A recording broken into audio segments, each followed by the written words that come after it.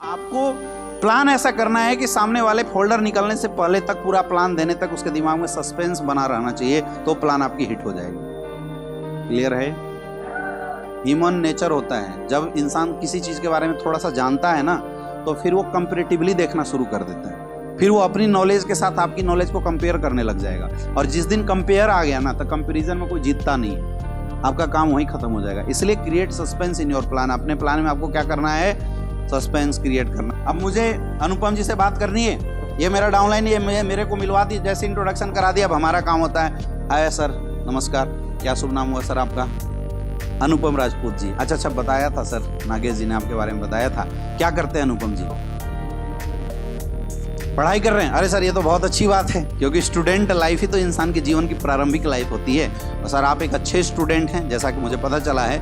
और सर, ये भी बता रहे थे कि आप पढ़ाई के साथ साथ जीवन में बाकी चीज़ों में भी इंटरेस्ट रखते हैं, आप काफ़ी ड्रीमर हैं, और बाकी चीज़ों का भी सर आप काफ़ी अंदाज़ा लगाते रहते हैं। इसलिए सर ने एक्चुअल में आपसे मिलवाने की हमें कोशिश करी थी। एक्चुअल सर, मेरा नाम अमित दुबे हुआ, और मैं भी सर एक स्टूडेंट हूँ। और पढ़ाई के साथ साथ सर हम लोग एक समाज कल्याण का काम करते हैं, एक हेल्थ अवेयरनेस प्रोग्राम का काम करते हैं। हमारा काम है 10, 20, 50 समाज को इकट्ठा करना, उनको जानकारी देना कि उन्हें क्या खाना चाहिए, कब खाना चाहिए, कैसे खाना चाहिए। और इससे रिलेटेड एक समाज में हम लोग हेल्थ अवेयरनेस प्रोग्राम चलाते हैं, जहाँ पे लोगों को इसके बारे में हम लोग एजुकेट करते हैं, लोगों को इसके बारे में जानकारी देते हैं। और उसी से रिलेटेड सर एक डिस्कशन था जो आपके साथ करना था, इसलिए नागेश जी ने आपसे टाइम लिया था। सर, क्या आपके पास अगले 40-45 मिनट तक का टाइम है? दे सकते हैं ना? तो चलिए सर, आपके साथ कुछ डिस्कशन करते हैं। समझ में आ रहा है? अब फोल्डर निकालना है। हमने क्या किया? नाम पूछा, काम पूछा, काम की तारीफ करी, किया, है ना? फिर हमने अपने बारे में बताया, अपना परिचय दिया, फिर अपने काम के बारे में बताया। अभी तक मैंने कहीं एसलीपीएस का नाम लिया है? अब हम फोल्डर निकालेंगे। बात समझ में आ रहा है? ये होता है कंप्लीट इंट्रोडक्शन। कितना टाइम लगा? 2 से 3 मिनट। ये 2 से 3 मिनट ही लगना चाहिए, ज्यादा पुल मत बांध देना, ज्यादा हाल चाल रिश्ता गिनवाने की जरूरत नहीं है इनके साथ। यही 2 से 3 मिनट लगना चाहिए। अब ये बोलता है वकील है। अरे सर, आप वकील हैं, लॉयर हैं? अरे सर, बहुत अच्छी बात है। आज तो सर पूरा देश ही समझिए तो वकील ही चला रहे हैं। पुलिस वाले कानून संभालते हैं, निचोड़ तोड़ मरोड़ तो सर आप ही लोग करते हैं। सर, अच्छा लगा सर आपसे मिलकर, बहुत बढ़िया सर। आपको तारीफ करनी है इसकी। ये बोला हम टीचर हैं। अरे सर, आप टीचर हैं, शिक्षक हैं? कौन सी स्कूल में पढ़ाते हैं? प्राइमरी स्कूल में। अच्छा, बहुत अच्छा लगा सर मास्टर साहब, आपसे मिलके तो बहुत अच्छा लगा मास्टर साहब। क्योंकि देखिए, बोला जाता है सर कि एक इंसान के जीवन में शिक्षक का बहुत बड़ा रोल होता है। हम आज भी अपने सैल्यूट करते हैं उन शिक्षकों जिन्होंने मुझे प्रारंभिक शिक्षा, आपके माध्यम से तो सर देश की नींव टिकी हुई है। पता नहीं आपके माध्यम से सर पढ़ने वाले बच्चे आज कहाँ कहाँ अपने जीवन में तरक्की करेंगे। अच्छा लगा मास्टर साहब। खुश होगा नहीं होगा? कुछ भी बोला किसान है। अरे सर वाह, अच्छा लगा आपसे हाथ मिलाते हुए, मुझे गर्व फील हो रहा है कि आप किसान हैं। क्योंकि इंसान चाहे पैसों की बात कितनी भी करे, लेकिन किसान अगर खाना ना उगाए तो क्या खाएगा? सोना चांदी। सर, आपके माध्यम से पूरा देश खाना खा रहा है। अच्छा लगा आपसे, तारीफ करनी है आप। कुछ भी बोले कर देना तारीफ। कोई बोला क्रिमिनल हूं, अच्छा बहुत बढ़िया सर, आप ही हैं तो देश चल रहा है। आप लोग ना होते तो शायद नियम कानून का कोई बरकत नहीं होता। गलत लोग से ही अच्छे लोगों की पहचान है। सर, अच्छा लगा आपसे मिले। जो बोले आपको दिमाग में रखना है, ये जो बोले अपने को क्या करना है? ये बोला चोर हूं, अच्छा सर बहुत अच्छी बात है सर। आप लोग नहीं होते तो सर पता नहीं अमीरों को लूटता कौन, आप लोगों का सर बोझ खाली करते हैं। अच्छा लगा सर आपसे मिलकर।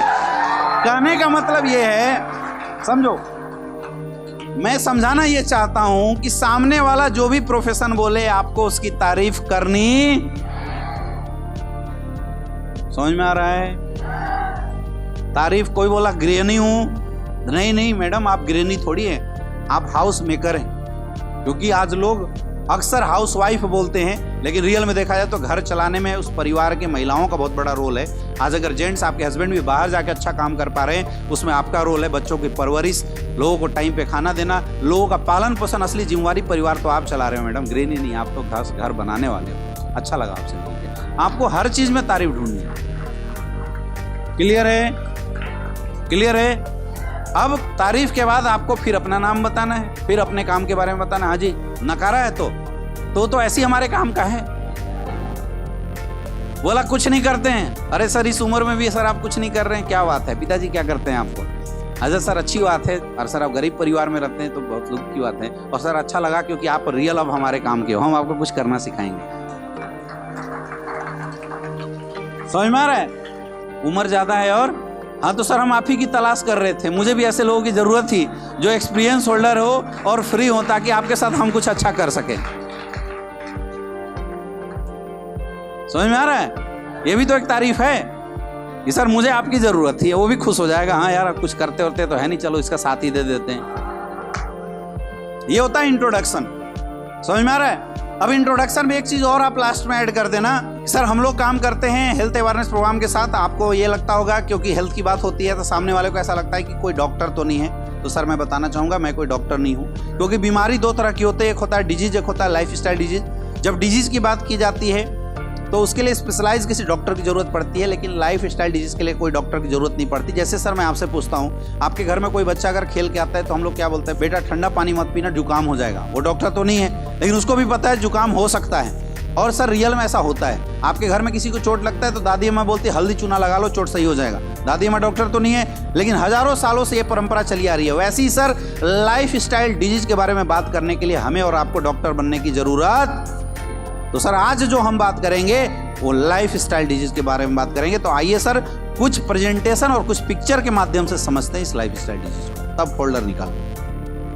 अब हमें क्या करना है, हेल्थ अवेयरनेस प्रोग्राम करना है। क्या करना है, अब इसको फर्स्ट प्लान भी बोलते हैं। फर्स्ट प्लान में क्या क्या चीज होती है मोटा मोटी समझिए। सबसे पहले हमें कंपनी का प्रोफाइल बताना है। क्या बताना है? सबसे पहले क्या बताना है? कंपनी का प्रोफाइल बताना है। सर हम जिस संस्था के साथ काम करते हैं, मैडम हम जिस संस्था के साथ काम करते हैं उसका नाम है स्लीपियस वेलनेस प्राइवेट लिमिटेड। अगर आईडी कार्ड है तो निकाल के सामने ऐसे दिखाना होता है आपको, ठीक है। हमारी संस्था 9 नवंबर 2014 से काम कर रही है। हमारी संस्था गवर्नमेंट ऑफ इंडिया द्वारा एफिलिएटेड संस्था है, जिसके पास सारे सर्टिफिकेशन मौजूद हैं। हमारी संस्था के पास खुद की 5-5 फैक्ट्री है और वहीं से हमारे सारे प्रोडक्ट बनते हैं। द्वारिका सेक्टर 17 में हमारा हेड ऑफिस है और वहीं से पूरे इंडिया के अंदर हमारा बिजनेस जो है वो डिस्ट्रीब्यूट होता है। पिछले 9 साल के अंदर हमारी संस्था के पास आज 500 से ज़्यादा फ्रेंचाइजी है। पूरे हिंदुस्तान में 9 से ज़्यादा वेयर हाउसेस हैं और लाखों लोग आज हमारे संस्था के साथ काम कर रहे हैं। पिछले 9 साल के अंदर हमारी संस्था ने इतना बेहतरीन और इतना ज़बरदस्त काम किया कि आज हमारे संस्था को गवर्नमेंट ऑफ इंडिया और बहुत सारी इंटरनेशनल संस्थाओं द्वारा बहुत सारे अवार्ड एंड रिवार्ड्स भी मिले हैं, जैसे चैंपियन ऑफ चेंज का अवार्ड, ये देखिए सर फोटो। इसके अलावा बिजनेस एक्सीलेंस अवार्ड है ना, संकल्प सिद्धि अवार्ड, जितने भी अवार्ड्स वाले जो फोटो हैं वो सब हमें दिखाना है। हमारी संस्था आने वाले समय में इस देश के लिए समय पे काम भी किए। जैसे पुलवामा अटैक हुआ था उस समय हमारी संस्था ने पुलवामा में शहीद हुए सैनिकों के लिए 20 लाख रुपए का डोनेशन भी दिया था।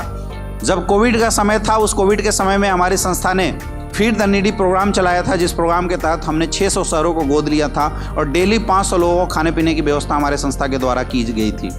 और यही वजह है कि आज बहुत सारे अवार्ड्स एंड रिवार्ड्स हमारी संस्था को मिला है। और हमारे संस्था के managing director mister Sanjeev Kumar sir को फोर्ब्स मैगजीन के अंदर इनके अच्छे कारनामों की वजह से पब्लिश्ड भी किया गया था। ये देखिए सर, इतने सारे रिकॉर्ड हैं हमारी संस्था के पास। तो आखिर हम लोग काम क्या करते थे ये जानना हमारे लिए ज़रूरी है। तो पहला हमने क्या बताया, कंपनी का प्रोफाइल बता सकते हो। 2-4 पॉइंट छूट भी जाए आपसे तो कोई प्रॉब्लम नहीं है। प्लान देने से पहले खुद के अंदर एक कॉन्फिडेंस रखो, यू आर द बेस्ट। इसलिए प्लान देने से पहले ये बात समझना जरूरी है कि आप कितना अच्छा प्लान देते हैं, ये मायने नहीं रखता। ये मायने रखता कितने कॉन्फिडेंस के साथ प्लान देते हैं। तो 2-4 बातें जो मैं बता रहा हूं, अगर भूल भी जाए, छूट भी जाए तो आपको परेशान होने की जरूरत। कई लोग प्लान देते समय एक आध छूट जाता है, जीव निकाल देते हैं। नहीं करना, महसूस मत होने देना कि कुछ छूट भी गया, क्योंकि क्या क्या डायलॉग बोलना चाहिए तो हमें पता है ना, और आपको पता है, सामने वाले को थोड़ी पता। सामने वाले को तो जो बोलोगे वही प्लान है। यस या नो? मैं फिर रिपीट करता हूं, सामने वाला ना आपके प्लान को देख के ज्वाइन होता है, ना प्रोडक्ट को देख के, आपको देख के ज्वाइन होने वाला। इसलिए आपका कॉन्फिडेंस कैसा होना चाहिए? जबरदस्त होना चाहिए, आपका कॉन्फिडेंस बढ़िया होना चाहिए। तो सबसे पहले हमने क्या बताया, उसके बाद what's change in life style. ऐसे हाथ करके बता देना, ये देखिए सर हमारे सर्टिफिकेट इतने सारे हैं, तुम समझो क्या क्या है। ये फोटो दिखाई दे रहा है, बताना है सर एक इंसान का शरीर इन तमाम चीजों से मिलकर बना हुआ है। क्लियर है? और एक चीज और समझो, फोल्डर हमेशा ऐसे पकड़ा जाता है। कैसे? एक हाथ में आपका पेन होना चाहिए और दूसरा हाथ ऐसे। कई लोग प्लान ऐसे देते हैं, ऐसे देखोगे दोगे तो सामने वाले को क्या समझ में आएगा? हमेशा जो रिटेन है वो किसकी तरफ होना चाहिए। और अगर आप टेबल पे बैठ के प्लान दे रहे हैं तो आपका फोल्डर थोड़ा ऐसे होना चाहिए। हमेशा जिस हाथ को आप ज़्यादा इस्तेमाल करते हैं, if you are left hander, तो आपके राइट हैंड में फोल्डर होना चाहिए, और अगर आप राइट हैंडर हैं तो आपके लेफ्ट हैंड में फोल्डर होना चाहिए, और राइट हैंड से फोल्डर ऐसे पलटना चाहिए। क्लियर है? This is the best way. कई लोग क्या है, फोल्डर पे ऐसे रख देते हैं और इत्मीनान से प्लान देते हैं। थोड़ा कष्ट झेलो, फोर्स के साथ प्लान देना होता है। आप आवाज में आपके जितना दम होगा, फोल्डर में जितना आप आसानी से रख दोगे ना, सामने वाला खींच लेगा। देना ही मत पूरे प्लान में। वो बोले देखे थोड़ा सा रुकिए, पूरा बता लेते हैं फिर देखना। क्लियर है? सामने वाले को पूरे प्लान में बोलने मत देना। वो अगर वो करेगा, मेरा एक सवाल है, कोई बात नहीं सर, लास्ट में पूछिएगा, अभी आगे समझिए। जब तक आपका प्रेजेंटेशन खत्म नहीं हो जाता है तब तक सामने वाले को कुछ भी बोलने का मौका, अगर वो बोले चुप करा देना।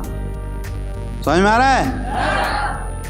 उसका ध्यान अट्रैक्ट करने के लिए आपको बार बार अपने पेन का सहारा लेना पड़ता है। जैसे हम लोग प्लान देते थे, ये देखिए सर, एक इंसान का शरीर तमाम चीज़ों से मिलकर बना हुआ है। अब हम अगर अपना पेन, ये पेन रखते थे ऐसे हमेशा, और उसका नुकीला वाला पार्ट ऐसे निकाल के, है ना। अब हमने बताया सर ये देखिए इंसान का शरीर इन तमाम चीज़ों से मिलकर बना हुआ है ना। तो यहाँ लाने से पहले ऐसे करते थे। अगर ये सोने की कोशिश करेगा तो बात समझ में आ रही है? इसलिए हमेशा ऐसे करना है ताकि उसका ध्यान यहाँ आए। कई बार क्या होता है, प्लान देने जाते हैं, सामने वाला फोकस नहीं करता, तो फोकस करवाने का काम किसका काम है? ये आपका काम है। इसलिए प्लान देते समय हमेशा ऐसे करके ऐसे लाया जाता है। कई बार सामने वाला सोएगा प्लान के समय, तो उसको बोला जाता है सर समझ में आ रहा है? मतलब आपका प्लान जब चल रहा हो तो सामने वाले की इतनी हिम्मत ना हो कि वो सो जाए। क्लियर है? तो पहला ये जो दिखाई दे रहा है, इसमें कोई डायलॉग नहीं मारना, सिर्फ एक ही चीज बोलना, ये देखिए सर एक इंसान का शरीर इन तमाम चीजों से मिलकर बना हुआ। अब तुम पढ़ो क्या है, हम क्यों बताएं? कुछ पढ़ने की जरूरत नहीं है। Water, fat, carbohydrate, vitamin, mineral, कुछ नहीं। हम शुरू में बोल गए हैं भैया हमको कुछ नहीं आता, हम कोई डॉक्टर नहीं। बात समझ में आ रहा है? तो बस ऐसे घुमाना है। ये देखिए सर इंसान का शरीर इन तमाम चीजों से मिलकर बना हुआ है। खत्म, एक चैप्टर। नेक्स्ट। क्लियर है? अब यहां देखिए, अब सर इंसान का शरीर बना कैसे? ये देखिए सर इससे ये बना, इससे ये बना, इससे ये बना। उल्टा भी बोल दो, कोई दिक्कत नहीं है ना। यानी शरीर में कोई सर दिक्कत होता है तो पहले यहाँ होता होगा, फिर यहाँ होता होगा, उससे पहले यहाँ, इससे पहले यहाँ। अब यहाँ दिक्कत कब आती है? जब खाने पीने में दिक्कत होता है तो आती है। ये चैप्टर भी खत्म। आसान है मुश्किल है? आपको केवल फोल्डर पलट के डायलॉग जो मन में आए बोल दो। नहीं समझ में आया? अमित सर ने कुछ बताया था सर, आगे बढ़िए। यहाँ देखिए, मतलब बोलना है आपको, बस मैं बोलता हूँ बोलो, जो समझ में आए बोलो। क्लियर है? फिर यहाँ आना है। सर आज से अगर 50-60 साल पहले जाके देखते हैं तो एक इंसान जीता 80-90 साल। शुरुआत के 50-60 साल तक एकदम स्वस्थ, कोई प्रॉब्लम नहीं होता था, जीता 80-90 साल तक। लेकिन आज के रेट में सर इंसान वही है, आज भी जीता 80-90 साल है, लेकिन शुरुआत के 10 साल भी स्वस्थ नहीं जीता। आज के समय में दवाइयाँ लेना पड़ता है। ये देखिए सर दवाई है ना, ऐसे दवाइयाँ खाता है इंसान। ऐसा क्यों हुआ? आखिर ऐसी हालात क्यों आई?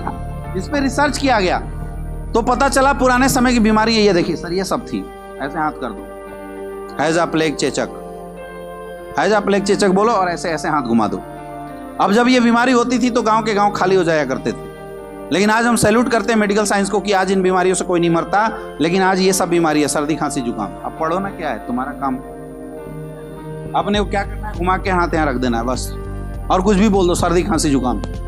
अब सर ऐसा क्यों हुआ? इस पर रिसर्च किया गया तो पता चला जब भगवान ने इंसान को बनाया था तो खाने पीने का आइटम धरती पे दे दिया था। तो पहले जो लोग खाते थे वो नेचुरल खाते थे, ऐसे हाथ घुमा दो। अब जब नेचुरल खाते थे तो मेडिसिन का काम करता था। आज हम क्या खाते हैं? ये देखिए ये सब खाते हैं, पिज्जा, बर्गर, मैगी।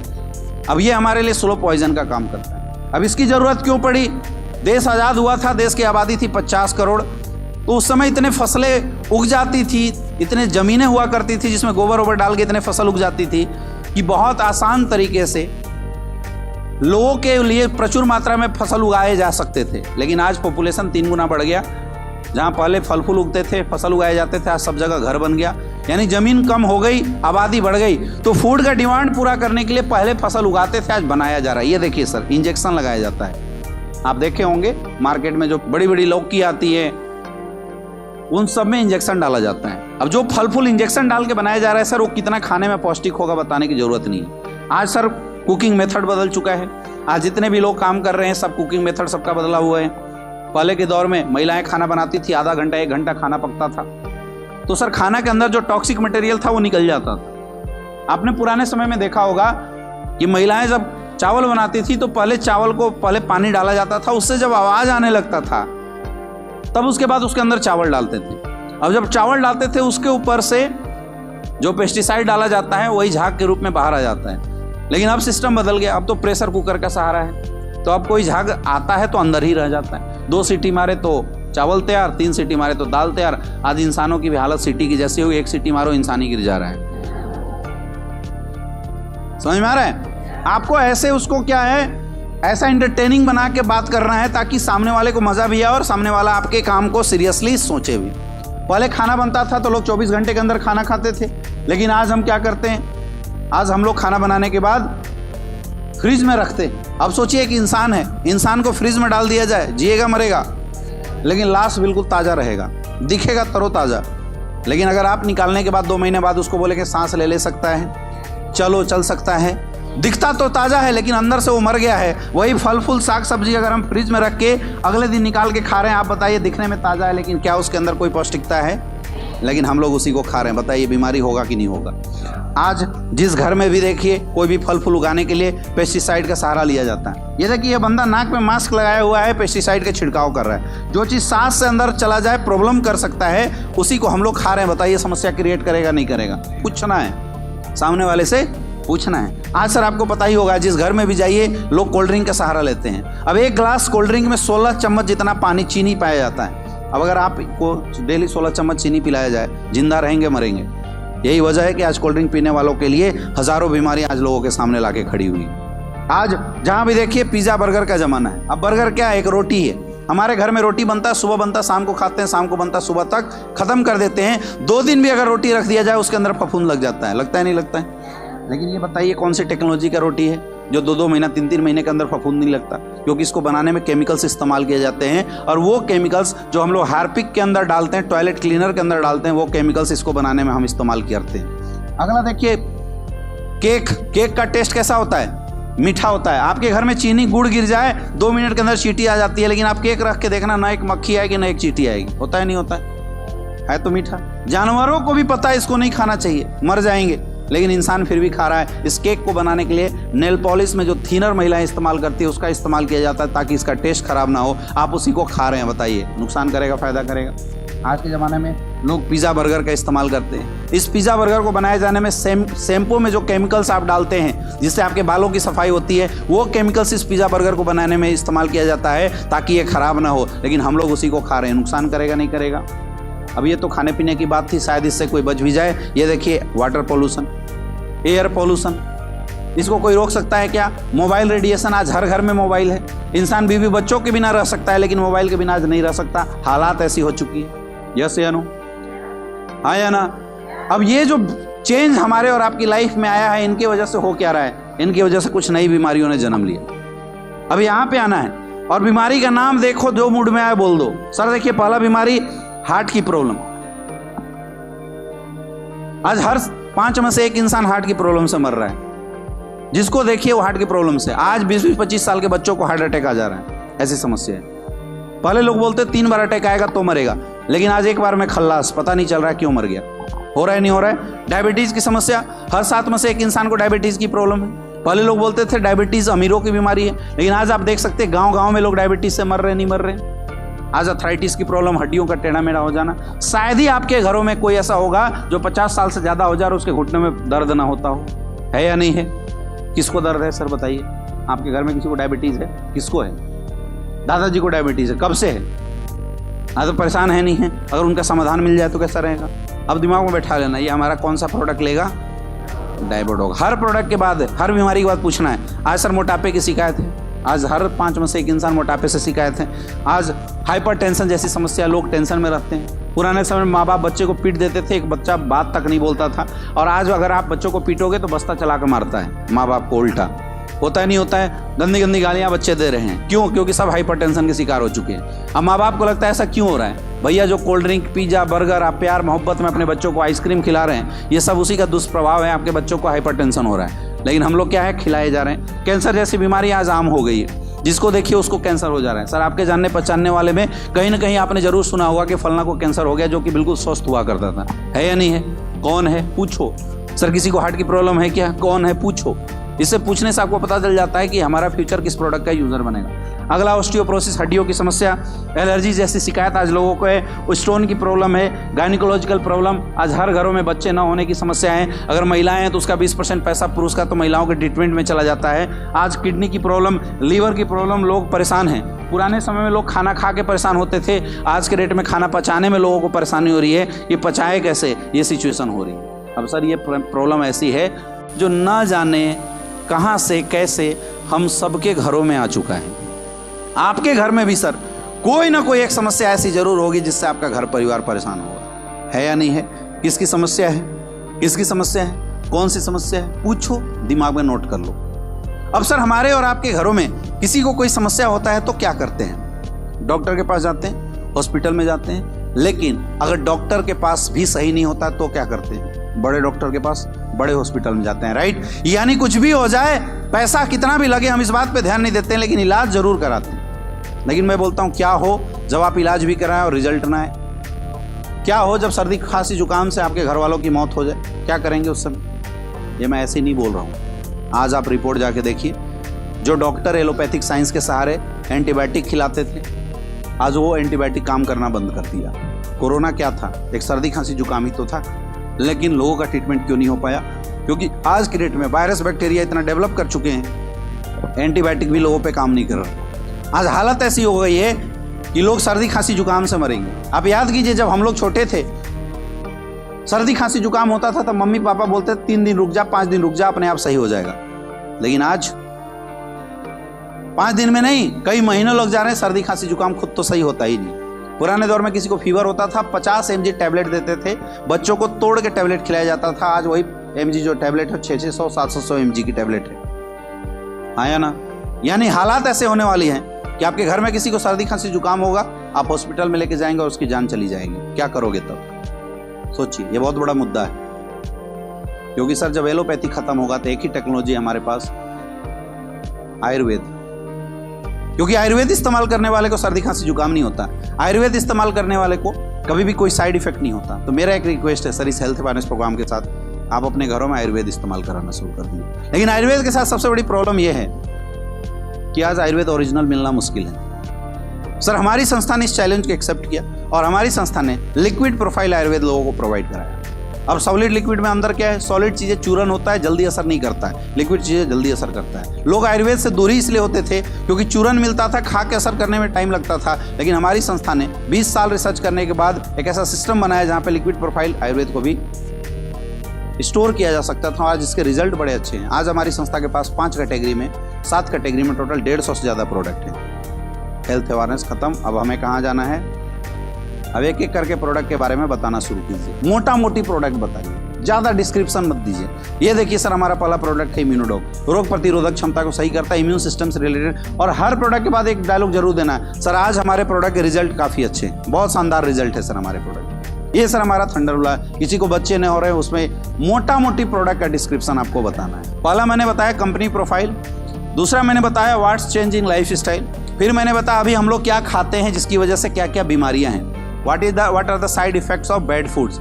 फिर मैंने बताया हाउ वी कैन रिकवर, हम लोग कैसे रिकवर हो सकते हैं, तो आयुर्वेद के बारे में बताया। और मैंने थोड़ी सी आयुर्वेद के बारे में डिटेल बात करी। इतना अगर हम बात कर लेते हैं तो हमारा हेल्थ अवेयरनेस जो प्लान होता है वो परफेक्ट हो जाता है।